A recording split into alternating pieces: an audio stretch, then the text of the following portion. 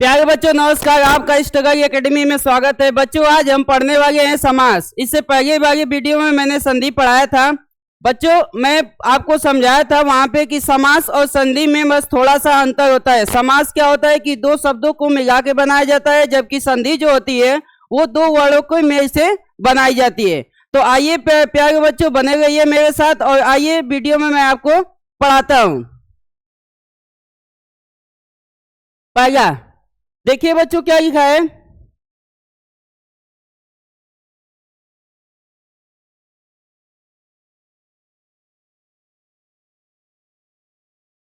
चलिए बच्चों देखते हैं समास क्या होता है। बच्चों दो या दो से अधिक शब्दों के मेल से बना सार्थक शब्द क्या कहा जाता है? समास कहा जाता है। अब यहाँ पे एक शब्द आया है बच्चों यहाँ पे क्या लिखा है बच्चों? सार्थक। सार्थक शब्द क्या चीज होता है बच्चों? वह शब्द जिसका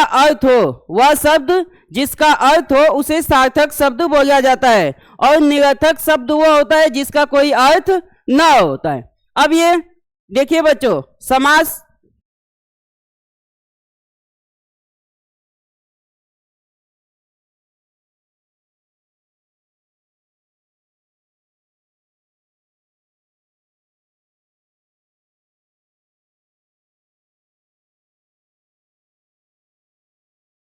देखिए बच्चों समास का शाब्दिक अर्थ क्या होता है? संक्षेप होता है। क्या होता है? संक्षेप होता है।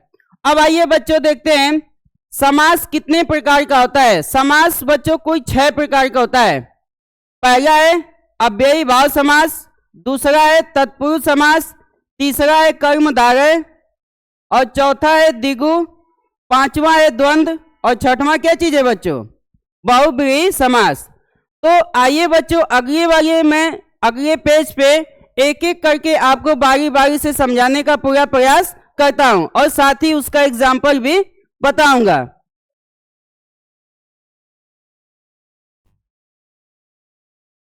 देखिए बच्चों अव्ययी भाव समास, पहला क्या चीज है? अव्ययी भाव समास। इसमें देखो बच्चों वह समास जिसके आगे उपसर्ग लगाओ, ये चीज ध्यान दीजिएगा बच्चों। उपसर्ग क्या चीज होता है? अगर कोई शब्द हो और उसके आगे कोई शब्द जुड़ा हो तो वहां पे उपसर्ग लगाया जाता है। उपसर्ग लगा हो तब वहां पे अव्ययी भाव समास होता है। जैसे यहाँ पे बच्चों मैंने उदाहरण दिया है अनुकूल, प्रतिकूल, स्वदेश, बेफायदा, प्रतिफल, यथाक्रम। अब ये जितने भी सारे शब्द मैंने उदाहरण में लिए हैं बच्चों, ये सभी शब्द किसके हैं उदाहरण में? अव्ययी भाव समास।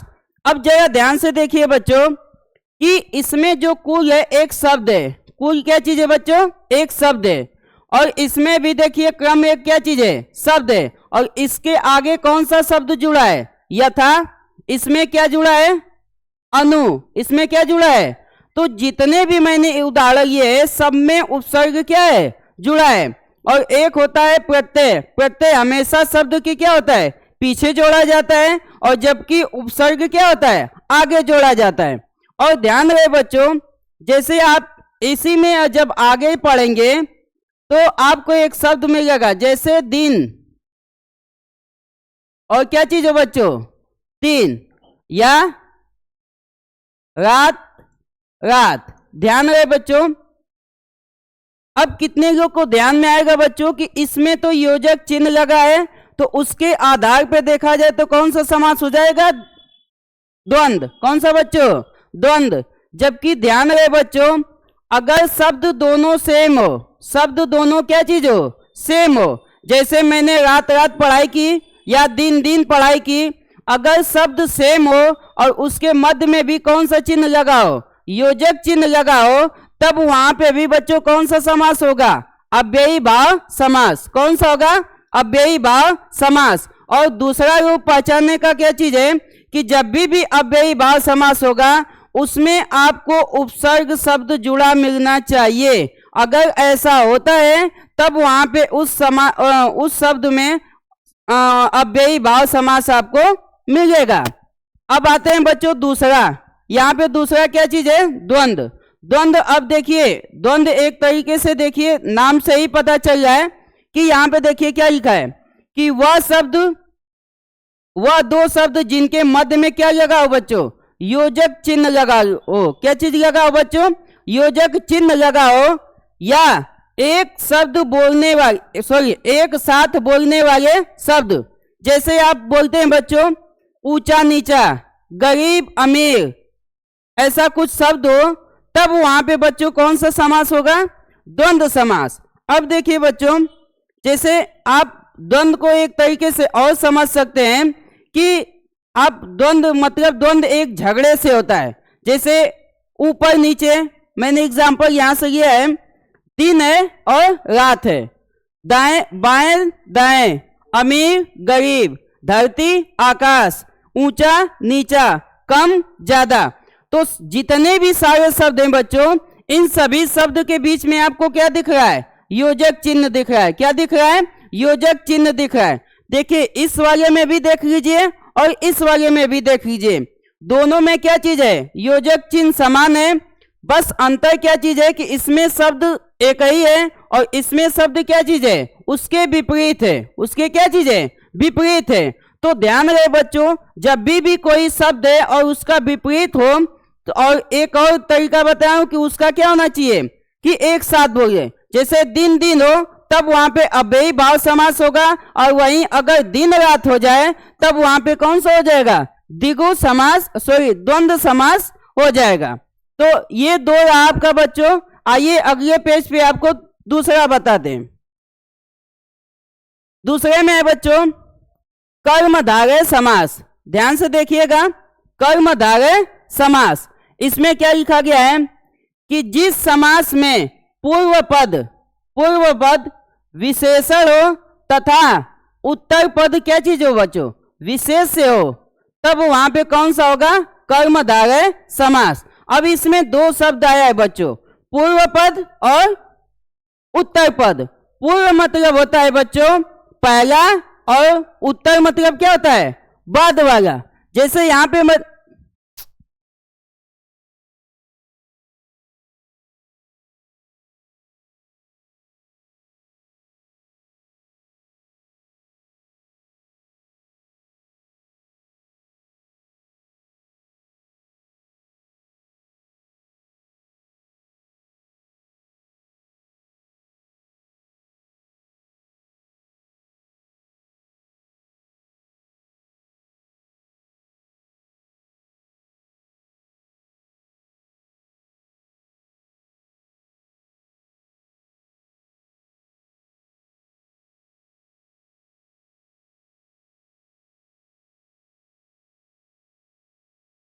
देखिए बच्चों, इसमें क्या बताया बच्चों, पूर्व पद और उत्तर पद। पूर्व पद क्या होता है, किसी शब्द का पहले, किसी शब्द से पहले होना चाहिए, और उत्तर पद क्या होता है, बाद वाला। तो उसमें लिखा है कि जो पूर्व पद होता है वो क्या होता है, क्या होना चाहिए, विशेषण होना चाहिए, विशेषता बताए। और ये क्या होना चाहिए, विशेष से होना चाहिए। वो क्या होना चाहिए, उत्तर पद विशेष से होना चाहिए। जैसे उदाहरण में बच्चों नील गाय, नील कमल, और क्या लिखा है, परमानंद। जब इसका विग्रह करेंगे बच्चों तो नीला है गाय, नीला कमल, परम आनंद। तो देखिए बच्चों ये जो है ये इसका क्या चीज है, विशेषण है। ये इसका क्या चीज है, विशेषण है। और गाय यहाँ पे क्या चीज है, विशेष्य है। ये इसका क्या चीज है, विशेष्य है। अब आते हैं बच्चों द्विगु समास। कौन सा बच्चों, द्विगु समास। अब ध्यान दीजिए बच्चों, द्विगु एक तरीके से दो से समझिए, और दो यहाँ पे एक क्या चीज है, संख्या है। दो यहाँ पे क्या चीज है, संख्या है। अब इसी से आप लोग ध्यान दीजिएगा कि इसमें क्या होना चाहिए। जैसे लिखा है कि वह समास जिसमें पूर्व पद, वही वाला है, पूर्व पद क्या होना चाहिए बच्चों, संख्यावाचक होना चाहिए। क्या होना चाहिए, संख्यावाचक होना चाहिए। अर्थात अगर कोई शब्द लिखा हो और पहला शब्द अगर आपको संख्या से प्रदर्शित किया गया हो, तो आप वहां पे समझ लीजिएगा कि वहां पे कौन सा समास है बच्चों, द्विगु समास है। कौन सा समास है, द्विगु समास है। आइए एग्जाम्पल देखते हैं। जैसे देखो बच्चों यहाँ पे क्या लिखा है, चौराहा, नवग्रह, तिरंगा, त्रिफला, और ये क्या लिखा है, सप्ताह। तो जितने भी मैंने यहाँ पे एग्जाम्पल लिया है, उदाहरण लिया है बच्चों, सब में पहला शब्द देखिए यहाँ पे लिखा है कि पूर्व पद। पूर्व पद मतलब पहला पद। जितने भी मैंने शब्द लिए हैं बच्चों, उसमें पहला वाला देखिए तो आपको संख्यावाचक दिखेगा। जैसे चौ मतलब क्या होता है, चार, अर्थात यहाँ पे बताया जा रहा है जब इसका समास विग्रह करेंगे तो चार राहों का क्या चीज है, समूह है। मतलब जब किसी स्थान पे चार राहों का समूह एक जगह पे मिलता है तो उसे क्या बोला जाता है, चौराहा। ये क्या लिखा है बच्चों, तिरंगा। ऐसा तिरंगा है, तीन रंगों का समूह, सॉरी तिरहा है, तीन राहों का समूह। तिरंगा में तीन रंगों का समूह। सप्ताह आप जानते ही हैं, 7 दिनों का क्या होना चाहिए, समूह होना चाहिए। ऐसे मैंने एग्जाम्पल लिया है। तो मेन उस पे नहीं है, मेन इस पे देखिए कि जो दिगु दिया गया है उसमें क्या चीज है कि आपको ये ध्यान देना है कि संख्यावाचक मिल रहा है कि नहीं। दिगु और द्वंद्व दोनों में ध्यान रहे। द्वंद्व क्या होता है, विपरीत होना चाहिए, और दिगु क्या होता है, हमेशा क्या होना चाहिए, पहला शब्द संख्यावाचक होना चाहिए। आइए बच्चों अगले पेज पे, इसके दो और बचे हैं, दो बता देते हैं। ये क्या है बच्चों, कौन सा, बहुब्रीहि समास।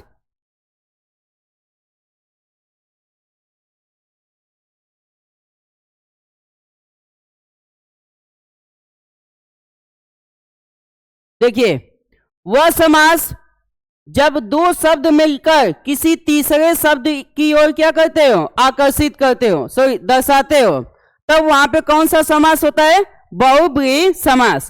अब यहाँ पे देखिए उदाहरण, अच्छा ही उदाहरण है। क्या लिखा है बच्चों, दशानन, गजानन, पीताम्बर, मुरलीधर, त्रिनेत्र, और यहाँ पे क्या चीज है, मृत्युंजय। अब जैसे देखिए बच्चों, इसको समझ लीजिए।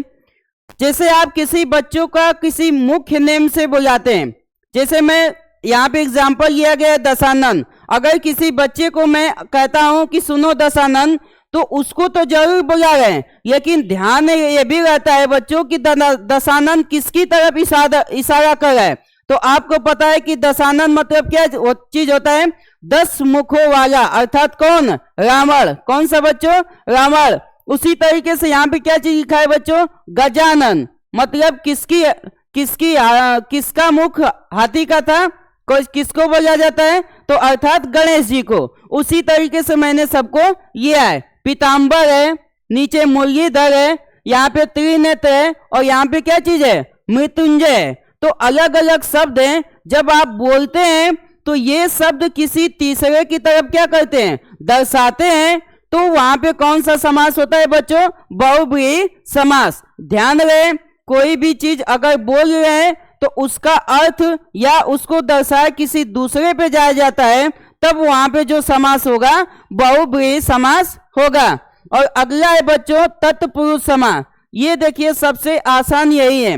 तत्पुरुष समास क्या होता है कि इसका सिंपल तरीका है कि जब इसको समास विग्रह करते हैं तो इसमें कारक चिन्ह मिलता है। कौन सा मिलता है बच्चों, कारक चिन्ह मिलता है। और कारक चिन्ह कुल आपको यहाँ पे मैंने लिखा है, जैसे ने है, का है, की है, के है, में, पर, ये और से। ये अगर किसी शब्द है और उसका समास विग्रह करते हैं और उसमें इसमें से कोई भी अगर आपको मिल जाता है, तब वहां पे जो समास होगा तत्पुरुष समास कहलाता है। जैसे यहाँ पे लिखा गया है बच्चों, तत्पुरुष समास का उदाहरण देख लीजिए। और पहले परिभाषा, वह समास जिसमें दूसरा पद क्या चीज हो, प्रधान हो, तब वहां पे कौन सा समास होगा, तत्पुरुष समास। जैसे राजपुत्र।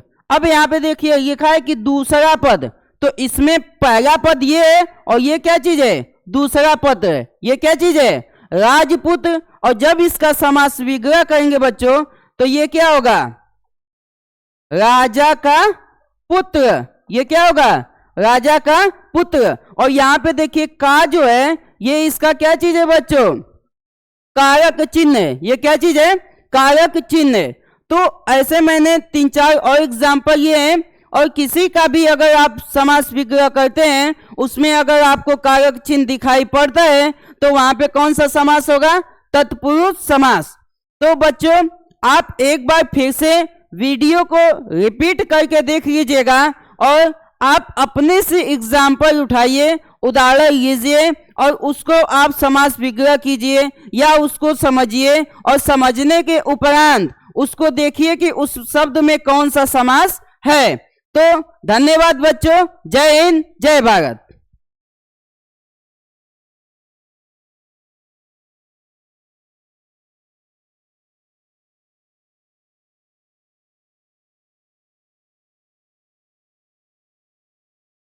व्हाट्सएप देखा तो होगा ही का? हाँ ई का होता है भाई, कुछ ना करी नहीं है, करिए नहीं ना, बस स्टाफ कोई नहीं है, देखा जाएगा तो वीडियो अभी चलत बा।